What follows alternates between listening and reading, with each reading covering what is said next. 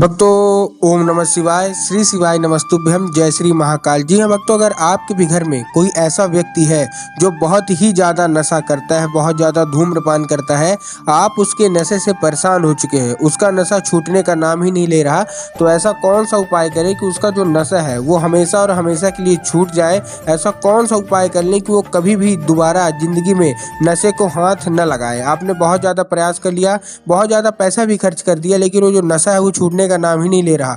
वो नशा छोड़ना चाहता भी है तो भी उससे नशा छूट नहीं रहा, नशा ने उसको पकड़ के रखा है। तो आज मैं आपको उपाय बताने वाला हूं, जो कि पूज्य गुरुदेव की ही कथा सुन के और बहुत अच्छे से समझ के आपको उपाय बताने का प्रयास करूंगा। तो उपाय आपको पूरा सुनना है अच्छे से। अगर आपने अच्छे से इस उपाय को कर लिया तो 100% गारंटी है कि आपके घर में जो कोई भी व्यक्ति है, चाहे वो आपका बेटा हो, पति हो, भतीजा हो, कोई भी अगर करता होगा, भाई भी हो, कोई भी इंसान करता होगा नशा, उसका नशा मात्र 2 से 3 महीने के अंदर जड़ से समाप्त हो जाएगा। कैसे क्या करना है पूरा बताऊंगा।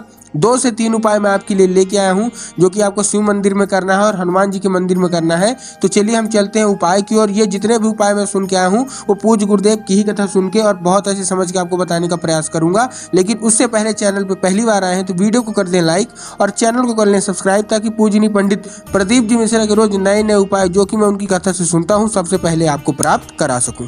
तो जो हमारा पहला उपाय है उसमें आपको उसी व्यक्ति से कराना है जो बहुत ज़्यादा नशा करता है। पूज्य गुरुदेव कहते हैं कि अगर आपने उसी व्यक्ति से करा दिया तो बहुत जल्द उसका नशा छूटने वाला है। कैसे होगा, ध्यान से समझिएगा। आपको करवाना क्या है, उससे आपको डेली 1 लोटा जल शिवलिंग पर अर्पित करवाना है, डेली और डेली। कोई सामग्री नहीं चाहिए, बाकी कुछ नहीं चाहिए, केवल और केवल 1 लोटा जल उसको केवल आप डेली शिवलिंग पे अर्पित करवा दीजिए। पूज्य गुरुदेव कहते हैं कि भोलेनाथ इतने सरल है कि केवल अगर वो 1 लोटा जल भी अर्पित करता है शिवलिंग पे तो उसकी सारा का सारा जो उसका रोग दोग होगा वो सब दूर हो जाएगा और महादेव की कृपा उस पर हो जाएगी। अब देखिए, आपको भी पता है कि जितने लोग हमारे यहाँ नशा करते हैं वो ज़्यादा पूजा पाठ में विश्वास नहीं रखते, तो उनको आप कैसे कर सकते हैं कि उनका नशा छूट जाए। अब मैं वो बताने वाला हूँ।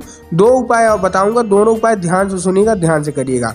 देखिए आपको करना क्या है। सबसे पहला जो मैं उपाय बता रहा हूँ, अगर आपका बेटा नशा करता है, भाई नशा करता है, पति कोई भी, आपको क्या करना है, लेना है 1 बेलपत्र और 1 लोटा जल। क्या क्या लेना है, 1 बेलपत्र लेना और 1 लोटा जल।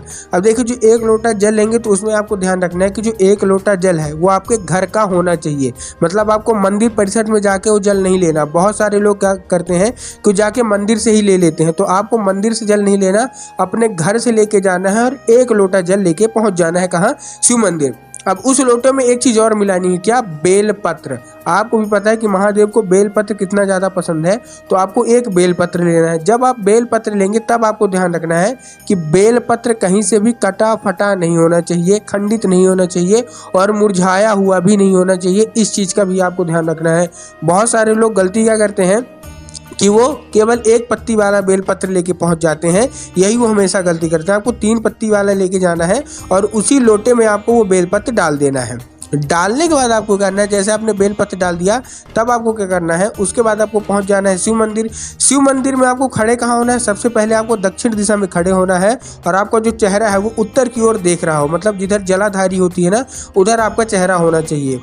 उसके बाद आपको श्री शिवाय नमस्तुभ्यम का जाप करके, जो कि महादेव का मूल मंत्र है, तो श्री शिवाय नमस्तुभ्यम का जाप करके आपको बाबा से को जो जल है वो चढ़ा देनी है और उसको औषधि के रूप में, मतलब दवाई के रूप में आपको मांगना है। अब क्या होगा, अब जब वो जल नीचे गिरेगा जलाधारी से, तो आपको किसी दूसरे पात्र में, मतलब कोई भी कटोरी हो, ग्लास हो, कुछ में आपको भर लेना है। अब वो साधारण जल नहीं है, अब वो क्या बन गया, अब वो औषधि बन गई। अब उसको किसी दूसरे पात्र में जैसे आपने भरा उसको घर लेके आइए। अब जब वो व्यक्ति जो बहुत ज़्यादा नशा करता है, जब वो पानी पीने को मांगे, चाय मांगे, तो आपको करना क्या है, चुपचाप आपको चाय पानी देना है और 1 मूंद इसका मिला देना है। पूज्य गुरुदेव कहते हैं मात्र अगर 2 से 2.5 महीने आप रेगुलर बेस में उसको ये पिला देते हैं तो उसका जो भी नशा है वो सारा का सारा दूर हो जाता है। ये था दूसरा उपाय। तीसरा उपाय आपको क्या करना है, आपको हनुमान जी के मंदिर में करना है। सबसे पहले सामग्री क्या चाहिए वो सुन लीजिए। आपको चाहिए 21 काली मिर्च, 21 लौंग और 21 नीम की पत्ती। अब देखिए, जो 21 लौंग है उसमें आपको कंफ्यूजन होगा कि लौंग हमको फूल वाली लेनी है कि बिना फूल वाली, तो मैं आपको बताना चाहूँगा कि आपको लौंग फूल वाली लेना है। अब आपने तीनों चीज़ ले ली, 21 काली मिर्च ले ली, 21 आपने नीम की पत्ती ले ली और 21 आपने लौंग ले ली फूल वाली। उसको एक लाल कपड़े में, जैसे हम लोग पोटली बनाते हैं, तो आपको उसको लाल कपड़े में डाल के पोटली बना लेना है और पहुंच जाना है हनुमान जी के मंदिर मंगलवार के दिन।